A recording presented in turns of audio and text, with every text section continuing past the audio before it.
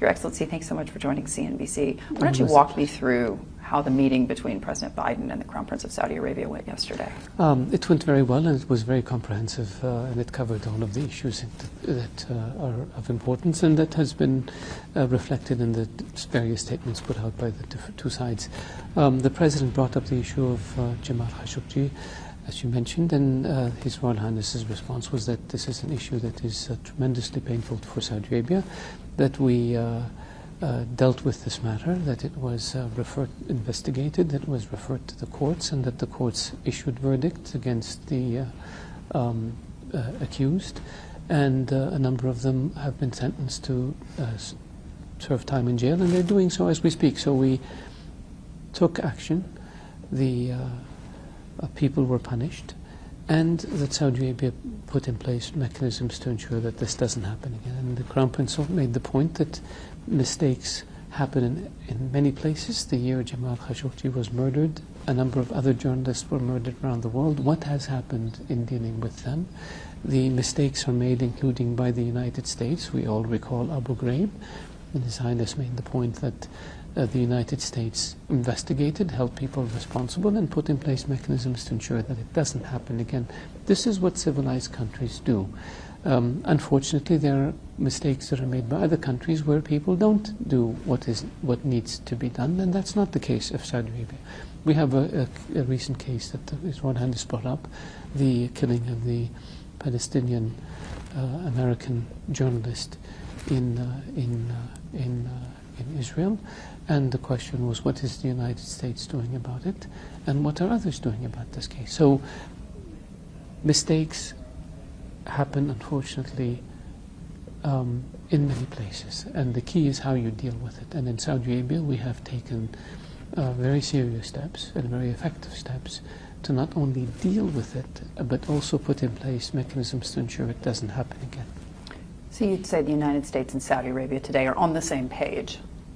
I believe the issue of human rights, for example, came up in terms of a general context, and His Royal Highness' response is that we're very serious about human rights. We care about our people. We care about their right to security, their right to jobs, and their right to healthcare, their right to education, their right to opportunity, and we have our own value system, and countries have different value systems, and you cannot impose values by one country on another country. You have to respect the different values. The United States tried to impose or export its values to Afghanistan and Iraq, and it backfired. It doesn't work. Do you think that's what they're trying to do to Russia and Ukraine? I think it's not. There are values that we all can agree on. There are values that are unique to different countries, but we can't expect the people we deal with to share our values 100%. If that were the case, and His Royal Highness made this point to the President, he said, if you want to deal with countries that share your values totally, the only countries you're dealing with will probably be in Western Europe. We have differences. It doesn't mean that one is good and one is bad. It just means that countries have certain uniquenesses to them, and this is something that we deal with through dialogue, through interaction, and the more we engage with each other, the more we trade, the more we invest, the more we have cultural exchanges, the more we have dialogue, I think the more we move towards a common worldview.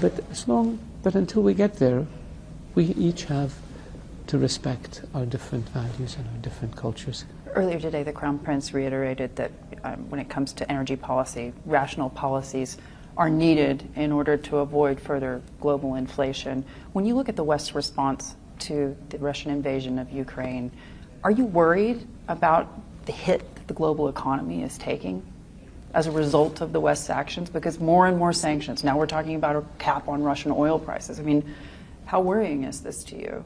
Because Saudi Arabia can do a lot, but they can't be totally responsible for energy markets globally. Yes. There are a lot of different players. Yes, anytime you have a war in the heart of Europe, it's very concerning, because we know what happened in World War I, we know what happened in World War II. They both started with a conflict in the heart of Europe. And anytime you have a war anywhere in the world, it's an issue of major concern, because it has disruptive elements and effects to it. We have said from the very beginning, we supported the UN General Assembly resolution about the inadmissibility of use of force, about the sovereignty of nations and respect for that. And we have called for a peaceful resolution to this. A, stop the fighting, and two, get to the negotiating table and work out your differences peacefully. The concern that we have is that escalation on one side leads to escalation on the other side, and before we know it, things are more likely to spin out of control, and we all pay the price. We've seen the dislocations in terms of global supply chains, we've seen the dislocations in terms of energy markets, we've seen the dislocation in terms of refugees, we've seen the dislocation in terms of food. And we're at our point, and we've reached out to both Russia and to Ukraine, and we've urged them to move towards a ceasefire and settlement of their conflict peacefully. We continue to be engaged with them, as are a number of other countries, and our hope is that they will be able to recognize that it's better to argue across from each other, across the table from each other, than fight across the battlefield from each other, because of the unintended consequences of war and conflict. Did that come up in the conversations between the Saudis and the Americans? We have had a conversation with the U.S. about this since the conflict began. In terms of the meetings or the summit, came up in terms of the importance of trying to find a peaceful or negotiated settlement to this conflict, one, and two, how do we deal with allowing the export of grains from both Russia and Ukraine to world markets. We have a food crisis where countries do not have access to enough wheat and enough corn and enough food products. Saudi Arabia supports a lot of those countries. Correct, and like Egypt, like Lebanon, etc. Correct, and we have worked on setting up a fund with our GCC partners and others in the region for $10 billion to provide help with food security in the MENA region. But we have challenges in South America, in the Caribbean. We have challenges in Asia. We have this is a global issue. Another challenge we have is lack of fertilizer, because a lot of the fertilizer that's sold around the world is produced in Russia, and now you have countries that don't have access to fertilizers will not be able to produce as much food next year as they could have if they had access to fertilizer. So this will prolong this food crisis. But that's one very important component of this crisis. And there are others that emerge. And so the important issue is, how do we ensure that we have adequate supply of food to countries? How do we ensure that we have adequate supplies of fertilizers? We're trying to encourage more production of fertilizer. How do we ensure that we deal with reconstruction, and we deal with the issue of refugees? But most importantly, how do we move towards a ceasefire? Could Saudi Arabia be a conduit there? And I raise this point not just because of the relationship that you've grown with Russia over the last few years as a member of OPEC+, but you also have a very strong relationship with Beijing, and half of their oil supplies come from Saudi Arabia and other Gulf Arab countries.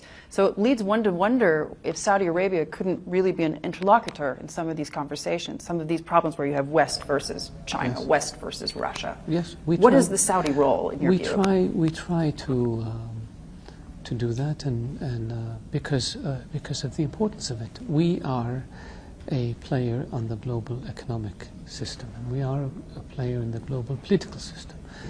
We are a country that is connected to the world. We have investments in the world financial system. We are a big player in the energy system.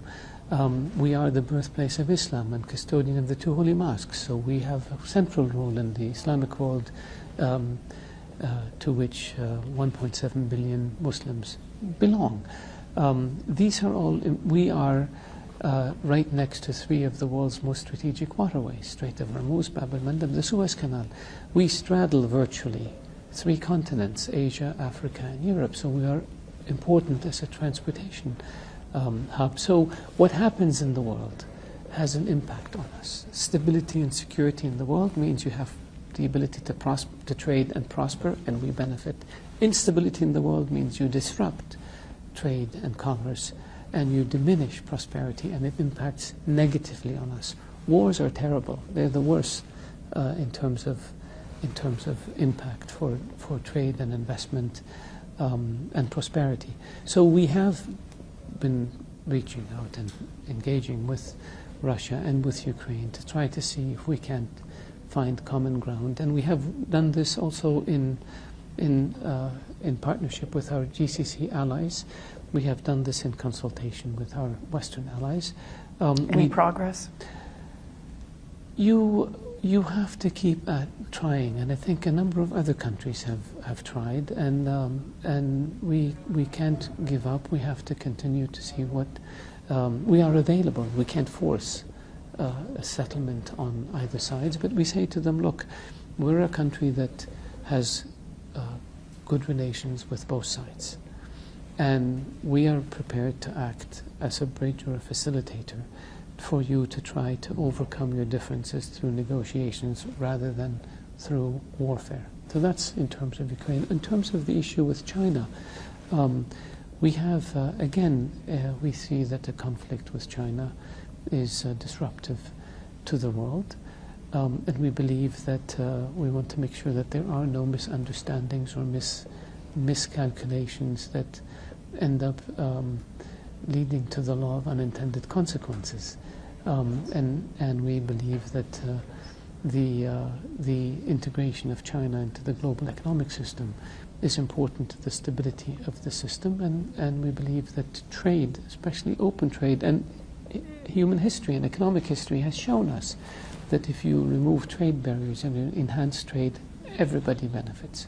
When you compete in an open playing field, everybody benefits. But if you try to close yourself off or engage in what used to be called beggar thy neighbor policies, everybody loses. And we don't want that, because our prosperity and our interests are linked to an open economic system globally and to free trade. So it's in our interest to try to find or to build bridges between different camps in the international system. Of course, America is our most important strategic ally, and that's where we are and that's who we work with.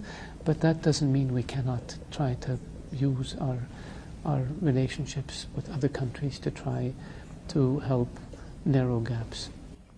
Your Excellency, thank you so much for joining CNBC. Thank you.